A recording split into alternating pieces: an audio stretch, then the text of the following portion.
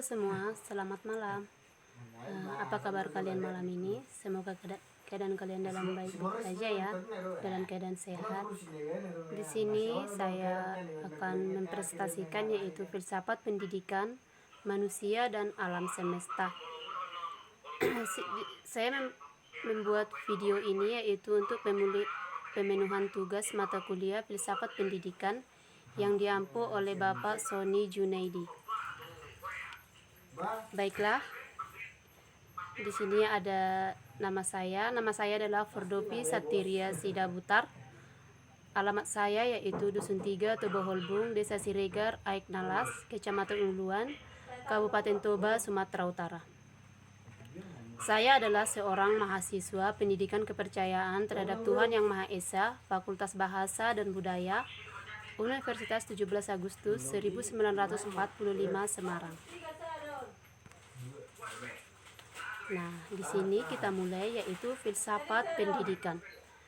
Filsafat diakui sebagai induk ilmu pengetahuan atau the mother of sciences yang mampu menjawab segala pertanyaan dan permasalahan. Ilmu yang paling tua, dasar dari segala dasar berpikir, yang membutuhkan pemecahan dari pertanyaan dan persoalan hidup di dalam olah pikir manusia. Manusia memiliki kemampuan merefleksikan hasil olah pikirnya yang melahirkan ilmu dan pengetahuan manusia sebagai makhluk yang unik dan komplit. Di dalamnya terdapat potensi yang dapat dijadikan instrumen pemicu dalam menjalankan tugas dan fungsinya. Di sini, menurut Plato, pendidikan adalah sesuatu yang dapat membantu perkembangan individu dari jasmani dan akal dengan sesuatu yang dapat memungkinkan tercapainya sebuah kesempurnaan. Pendidikan dari segi bahasa yaitu berasal dari kata didik. Dari kata awalan menjadi mendidik, artinya memelihara dan memberikan latihan. Menurut Undang-Undang Nomor 20 Tahun 2003, pendidikan adalah usaha sadar dan terencana untuk mewujudkan suasana belajar dan proses pembelajaran agar peserta didik secara aktif mengembangkan potensi dirinya untuk memiliki kekuatan spiritual keagamaan, pengendalian diri, kepribadian, kecerdasan, akhlak mulia, serta memiliki sebuah keterampilan.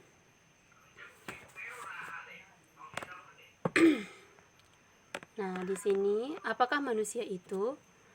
Manusia atau orang yang disebut dengan Homo sapiens, bahasa Latinnya berarti manusia yang tahu. Manusia sebagai makhluk hidup yang berakal budi pekerti. Penggolongan manusia berdasarkan usia yaitu dimulai dari janin, terus bayi, baru ke balita, lalu ke anak-anak, remaja, pemuda-pemudi, dewasa, dan hingga ke orang tua. Manusia adalah orang yang harus bekerja sekeras-kerasnya untuk mencapai tujuannya, tetapi berhasil tidaknya usaha itu bergantung pada takdir Tuhan. Di sini ada ilmu yang mempelajari tentang manusia yaitu yang disebut dengan antropologi. Antropologi adalah istilah kata bahasa Yunani yang berasal dari kata anthropos dan logos. Anthropos yang berarti manusia dan logos yang memiliki arti cerita atau kata. Antropologi tentang ilmu manusia yaitu baik dari segi budaya, perilaku, keanekaragaman, dan lain sebagainya. Lalu, mengapa disebut manusia? Mengapa disebut kata manusia?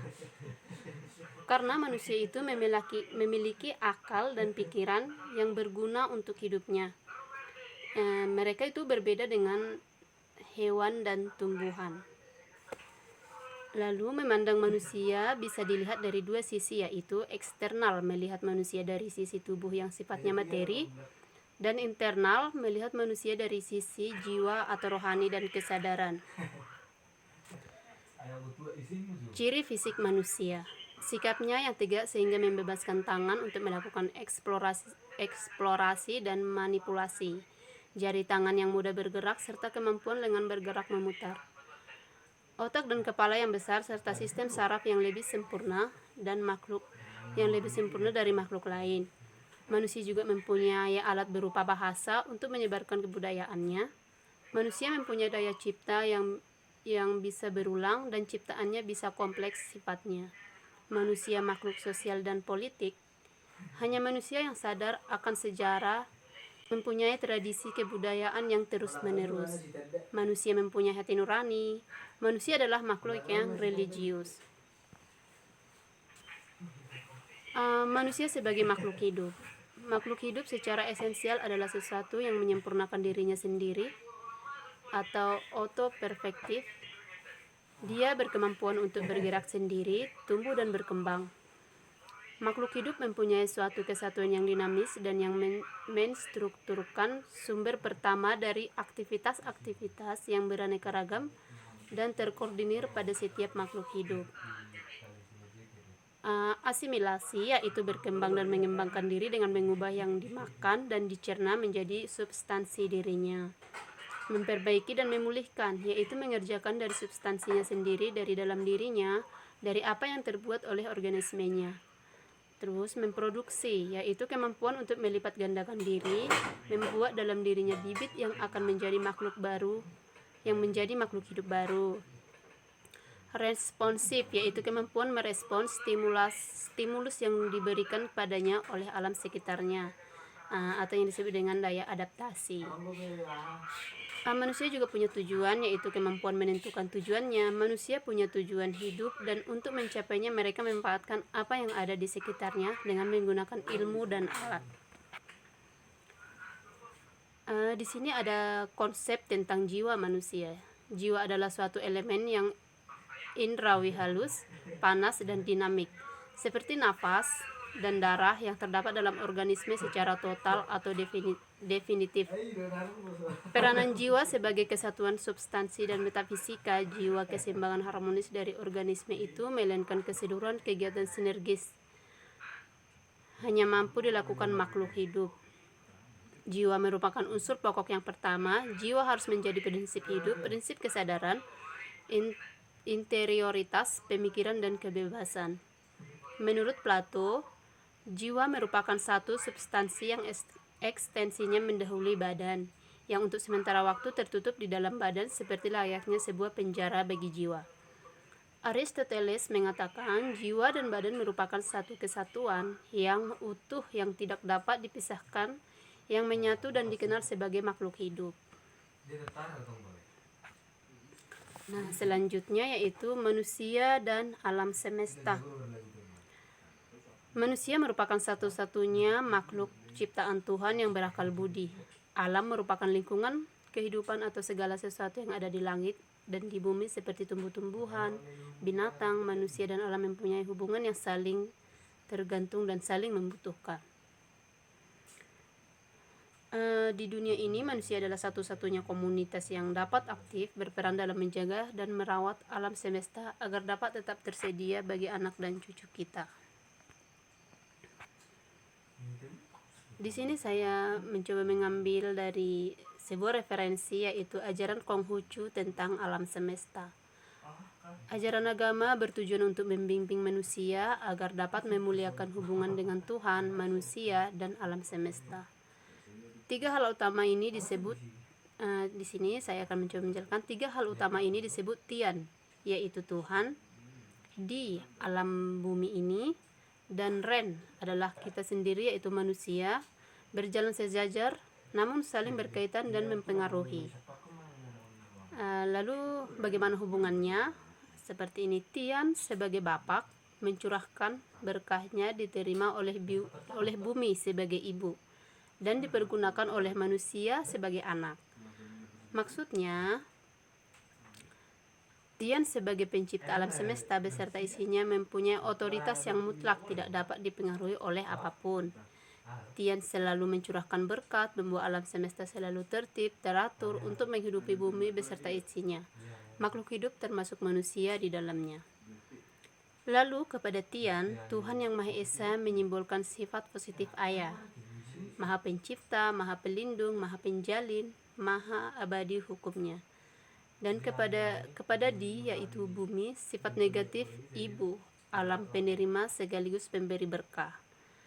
Dan kepada Ren, manusia, yaitu aktivitas yang difirmankan oleh Tian sebagaimana penggunaan sekaligus pemelihara alam beserta isinya.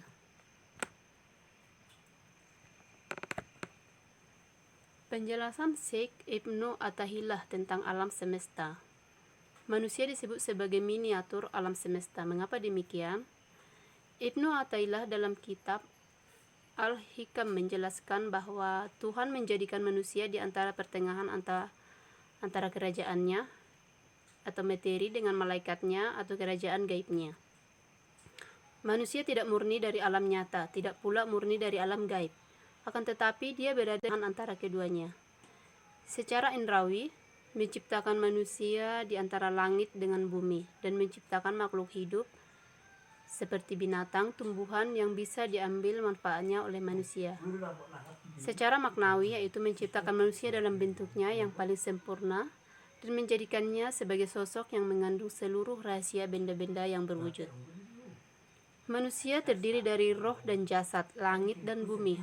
Oleh sebab itu, manusia sering disebut dengan alam terkecil. Menurut Ibnu, manusia tersebut sebagai miniatur dari seluruh alam semesta karena di dalam dirinya terdapat sifat-sifat malaikat seperti akal, makrifat, dan ibdah. Di sisi lain, manusia juga menyimpan sifat-sifat setan seperti suka menggoda, memberontak, dan melampaui batas. Tak hanya itu, manusia juga memiliki sifat seperti hewan, yakni memiliki nafsu, amarah, tamak, itrik, dan ganas. Dalam diri manusia juga tersimpan sifat tumbuhan dan pepohonan. Pada awalnya, manusia seumpama dahan yang lembut, kemudian tumbuh hingga akhirnya menjadi keras dan berwarna. Manusia juga menyimpan sifat langit, yakni tempat menyimpan segala rahasia dan cahaya serta tempat berkumpulnya para malaikat. Dia mengandung sifat bumi, yakni tempat tumbuhnya akhlak dan tabiat yang lembut atau yang keras. Di dalam diri manusia juga terdapat hati yang menjadi sarana penampakan ilahi atau Tuhan. Selain itu, ia memiliki sifat lauh, yakni menjadi tempat disimpannya ilmu. Tuhan menjadikan manusia sedetail itu untuk memperkenalkan tingginya kedudukan manusia di antara para makhluk lainnya. Nah, di sini ada kesimpulannya, yaitu manusia memiliki kemampuan merefleksikan hasil olah pikirnya yang melahirkan ilmu dan pengetahuan. Manusia sebagai makhluk yang unik dan komplit, di dalamnya terdapat potensi merupakan satu-satunya makhluk ciptaan Tuhan yang berakal budi. Di dunia ini, manusia adalah satu-satunya komunitas yang dapat aktif berperan dalam menjaga dan merawat alam semesta agar dapat tetap bersedia bagi anak cucu kita di dalam diri manusia, anak cucu kita. Selain itu, memiliki sifat lau, yakni menjadi tempat disimpannya ilmu. Tuhan menjadikan manusia sedetail itu untuk memperkenalkan tingginya kedudukan manusia di antara para makhluknya. Di sini ada sumber referensi yang saya ambil. Nah, demikian presentasi dari saya. Semoga itu bermanfaat bagi saya. Sebelumnya saya mohon maaf jika ada kata-kata yang kurang, dan di sini saya masih belajar. Semoga untuk kedepannya saya bisa lebih bisa membuat hasil yang memuaskan untuk para penonton, ya. Dan terima kasih, salam rahayu, Horas.